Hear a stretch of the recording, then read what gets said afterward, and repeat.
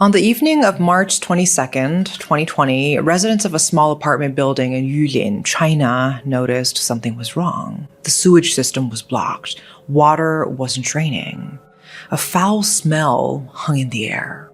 When maintenance workers finally opened the pipes, what they found caused some of the police officers to vomit. Over 2,000 pieces of human flesh, cooked, minced, and flushed down the drain. The trail led upstairs to a small rental unit, and the woman who lived there, a 25-year-old nurse nicknamed an angel in white by her patients. This case would go on to shock China. Some called it an embarrassment to the country, a story of gambling addiction, alleged sexual coercion, and a murder so brutal it defied belief. This is the Fengping case.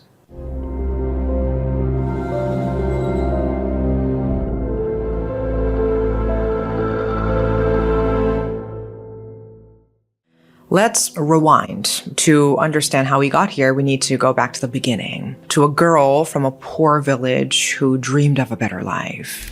Li Fengping was born in 1995 in rural Guangxi, a region famous for dramatic mountains that could serve as the backdrop of an epic martial arts movie. She was the eldest of 4 children, and her parents were farmers who lived off their crops year-round. The family was poor, with every expense carefully counted. But despite that, Li's parents did everything they could to support their children's education. Their house was old, with freshly harvested sweet potatoes scattered everywhere. The furniture was ancient, occasionally given a fresh coat of paint by her father to make things look decent. The children used to share one big room with a single spot to store their books. Their walls were covered in certificates, proof that despite every limitation, they were smart and capable of great things. But as the years passed, they went their separate ways. Li's 3 younger siblings ended up at boarding school, while Li moved into a small apartment on her own. As the oldest, Li carried the heaviest burden. She often had to listen to her parents' worries about money. But instead of feeling defeated, she became motivated. She was competitive and achieved outstanding grades at school, consistently ranking among the top students from primary school through to her junior high. Her teachers praised her, saying she was destined for a bright future. Encouraged by everyone around her, she became determined to change her family's circumstances through education. This didn't seem like it would be difficult. With her grades, she could easily have been accepted to the best high school in Bobai County, a school known for sending students to top universities. But enrollment still cost money, even with scholarships, and she had to consider her 3 siblings, who also needed an education. Her parents never asked her to sacrifice anything, but Li understood their struggles. So she made a tough decision. She gave up on attending her dream high school and enrolled in what's called a 3+2 junior college. Through this system, students complete 3 years of junior college level study, followed by 2 additional years of advanced education to complete a full bachelor's degree. She felt disappointment at giving up on that opportunity, but she never stopped pushing forward. Because of her determination, she became one of the few girls from her village to attend school in Nanning, and even got a scholarship for students from disadvantaged families. Her tuition was subsidized by about 6,000 yuan per semester, and her parents sent her 500 yuan a month for living expenses. She didn't waste a single day in college. According to transcripts her parents later shared, Li scored above 90 in most subjects, outstanding by any measure. In her self-evaluation for her graduation recommendation, she wrote, "In the future, I will work even harder to enrich myself, expand my knowledge, and improve." During her 5 years in medical college, she studied nursing with dedication and continued to rank among the best students. Her teachers had nothing but praise for her. When asked about her motivation, she'd smile and say she wanted to become an excellent nurse and build a better future through her own determination. She said seeing someone smile was the best feeling in the world. As the first in her family to achieve such an education, everyone knew, even without it being expressly said, that her parents were proud. After graduation, Lee landed a job at Yulin First People's Hospital, her first job as a nurse. The hospital was just a 2-hour drive from her parents' house, close enough to visit whenever she wanted. But the journey would drain her energy, especially when she was working shifts that could sometimes last for nearly 24 hours. She lived in a building in an alley right in front of the rear entrance to the hospital. Like most young professionals starting out in a new city, Lee just rented a small room. The rent was cheap, just 350 yuan a month. Nothing fancy, just a standard 5-story building with shops on the first floor and rental units on the floors above. Back then, Lee was full of hope. She was working hard to change her future, dreaming of a better life for her family. Colleagues described her as responsible, attentive, and thoughtful. She greeted everyone with a bright smile and earned praise from both patients and coworkers. So how did this promising young woman end up standing before a court, facing the death penalty? Well, things started to unravel. At the time, at Yulin First People's Hospital, young nurses fresh out of med school were assigned to different departments on a rotating basis. The idea was to help these nurses master various skills and gain experience in a wide range of fields. But this system had its downsides. Constant rotation made it difficult for nurses to form deep relationships with one another. They'd be separated before anyone could form true bonds. This left Lee feeling like an outsider who struggled to fit in. She was never bullied, and no one deliberately excluded her, but she still felt alone and empty. She'd been transferred through multiple departments, working long hours even on holidays. The stress started accumulating. She could handle her work, but her friends noticed she was withdrawing from everyone around her. Lee would spend her free time with her colleagues, but she never really joined the conversations. When someone asked her something, she'd answer with just a few words. Nobody knew much about her family or her relationships. Despite her personal issues, Lee was recognized as a capable nurse and promoted from routine care to the emergency response team. Zhang Wen, one of Lee's friends at the hospital, said Lee rarely complained about her job. She stayed quiet and did her work well. Over her entire career, Lee only complained once when a patient was rude to her during a blood draw. But her friends had noticed something odd.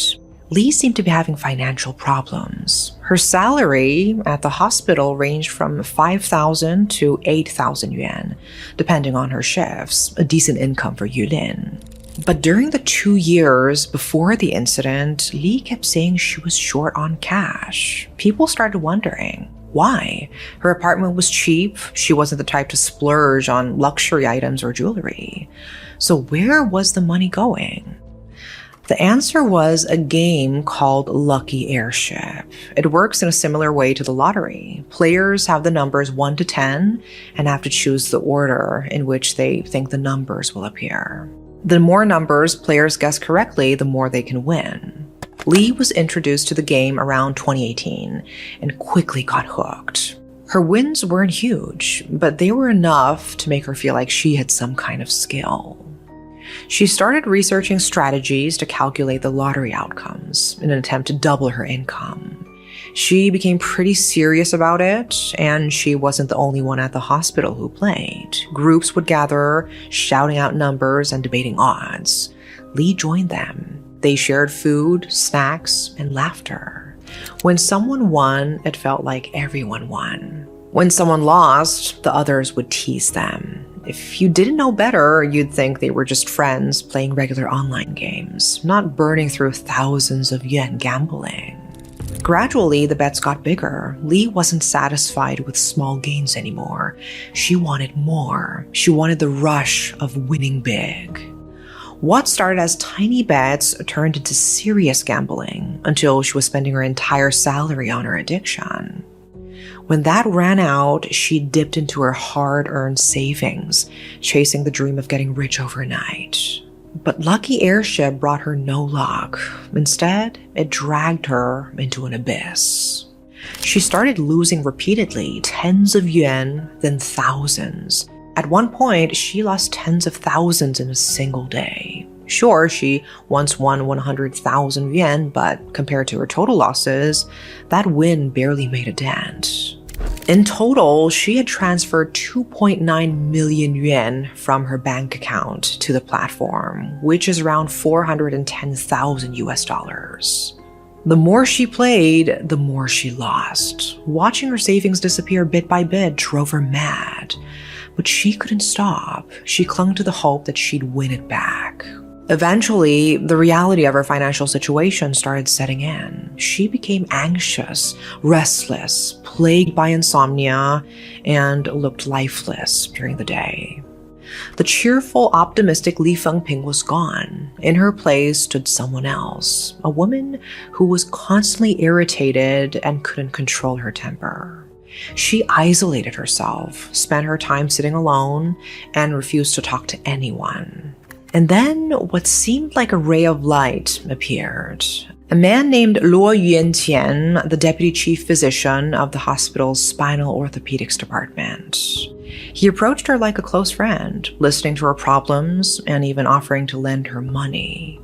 She borrowed a total of 200,000 yuan from him, but it wasn't free. He charged 50,000 in interest and demanded something else in compensation. A relationship. Even though Luo was considered someone with status at the hospital, Li later said there was no way she could have agreed to be his girlfriend without being pressured into it. At first, Luo showered her with gifts and expensive dinners. Li understood his intentions and didn't refuse. She was desperate for money. Eventually, he invited her to a high-end hotel. Li described opening that hotel room door as something she'd never forget.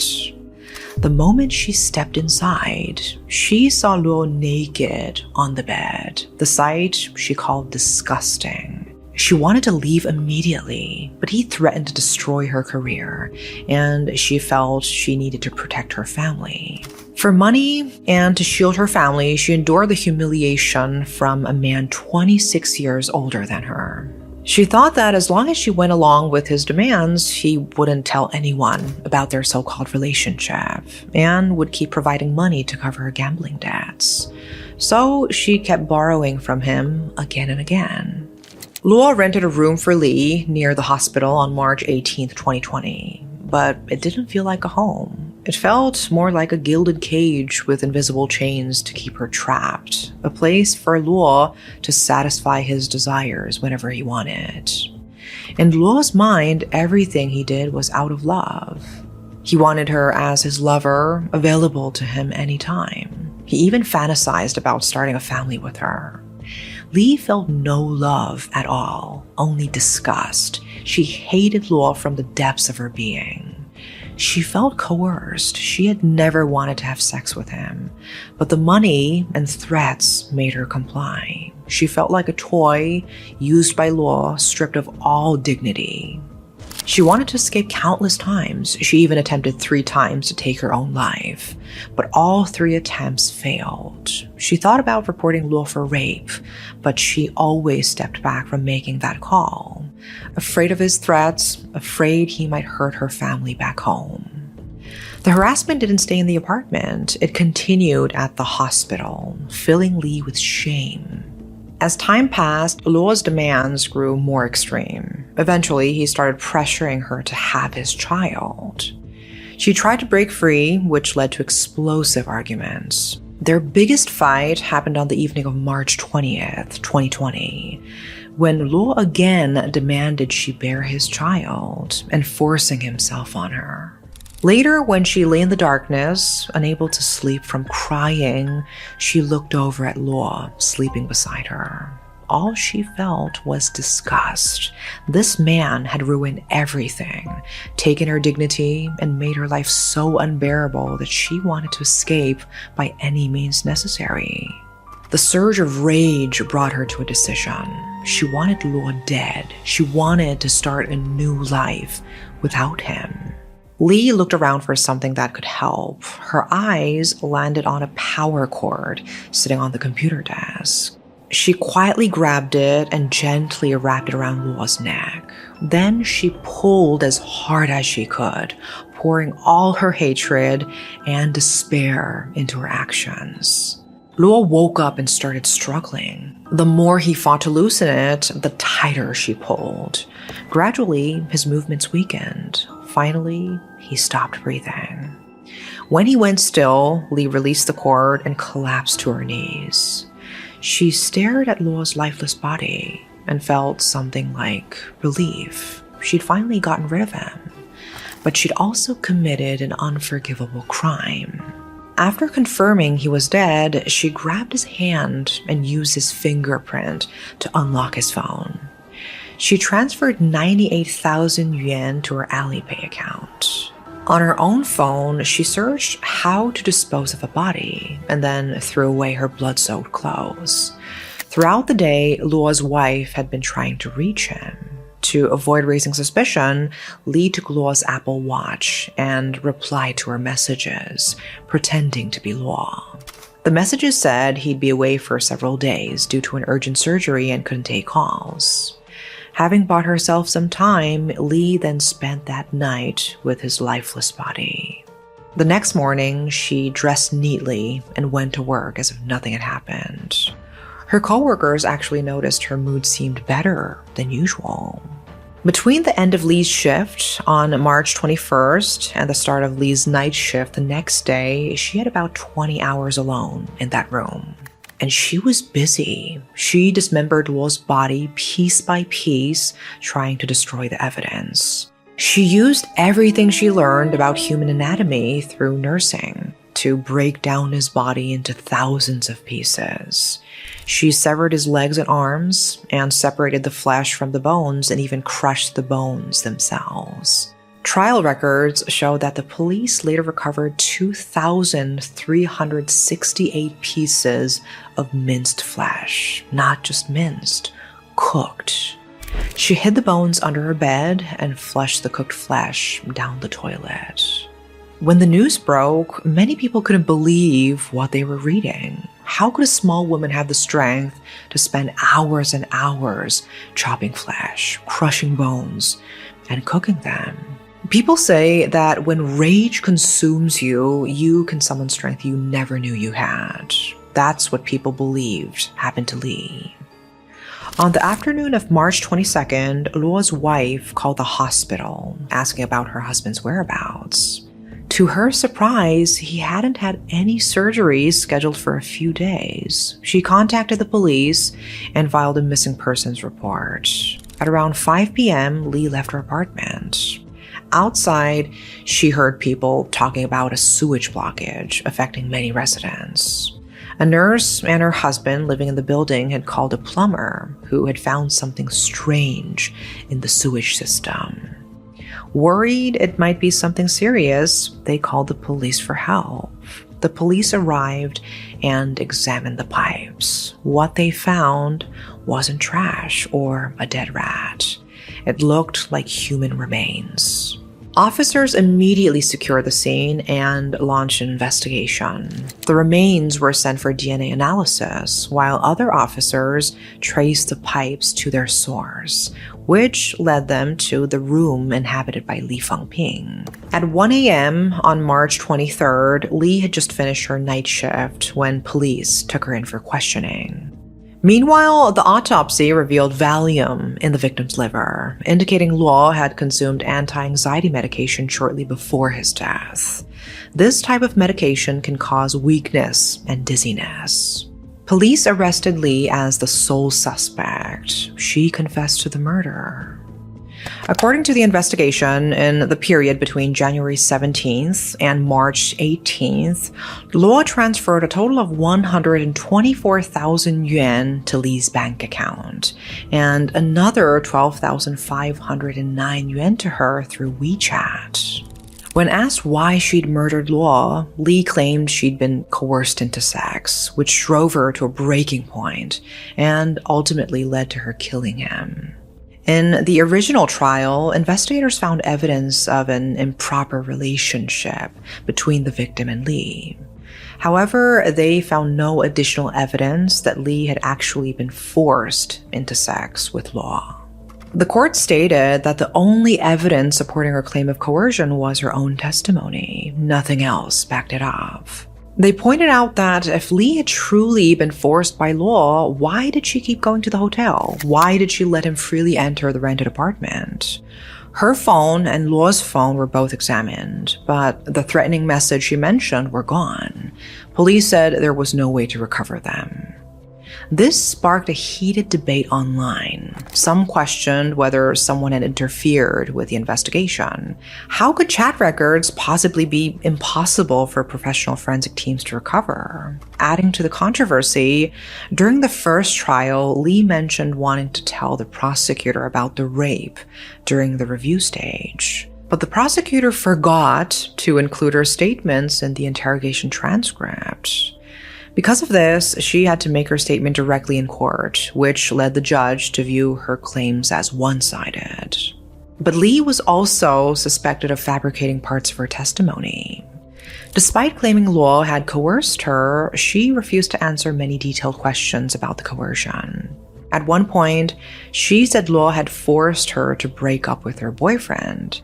She even named him. But when police questioned this man, he denied ever being in a relationship with Lee. He said they'd only met through social media and he'd lent her thousands of yuan. After the case entered the legal system, Lee's family went public to defend her. They also claimed that it was Luo's coercion that pushed her to murder him. They hoped the judge would consider this and give her a lighter sentence. But Lee's actions constituted intentional homicide and theft, which carry severe penalties in China.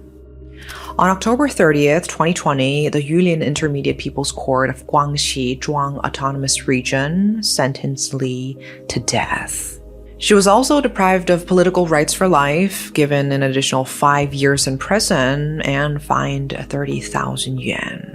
She appealed to the Guangxi High People's Court, but her appeal was rejected, and the original judgment upheld. The Supreme People's Court finalized the sentence. Lee was executed on February 23rd, 2023.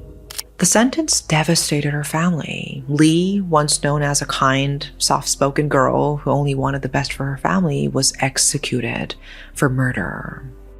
Before the execution, she was allowed to see her family. Looking at her father's aged, sorrowful face, guilt consumed her. Her last words to him were simple: "Dad, it's okay." After everything, the gambling, the debt, the alleged abuse, the murder, the 2,368 pieces of flesh flushed down a toilet, that's what she chose to say. Whether it was intended to be comforting, an apology, or resignation, only she knew. Back in her village, the awards still hang on the wall on her family's home. Certificates with her name on them, faded now from a time when Li Fengping was the pride of her family. The girl considered most likely to make it out of her town. Her father still insists there were things the investigation didn't uncover, questions that were never answered, chat records that conveniently disappeared. A prosecutor who forgot to document his daughter's claims of rape. Maybe he's right, or maybe he's a grieving father looking for any hope that his daughter was telling the truth. We will never know what really happened in that room between Lee and Luo. Whether she was a victim who finally snapped, or a cold-blooded killer who fabricated a story to save herself. The truth died with both of them, one in a rented apartment, the other by state execution. What we do know is that a girl who once wrote that she wanted to enrich herself and improve ended up taking a man's life and disposing of his body like garbage. A man with a wife and children, whatever else he may have done, went to sleep one night and never woke up. 2 families destroyed, no winners, just a story that people will argue about for years to come. So, what do you think? Was Li Fengping a monster, a victim, or something more complicated? Someone who made terrible choices, but was also failed along the way. That's all for today. Thanks for watching.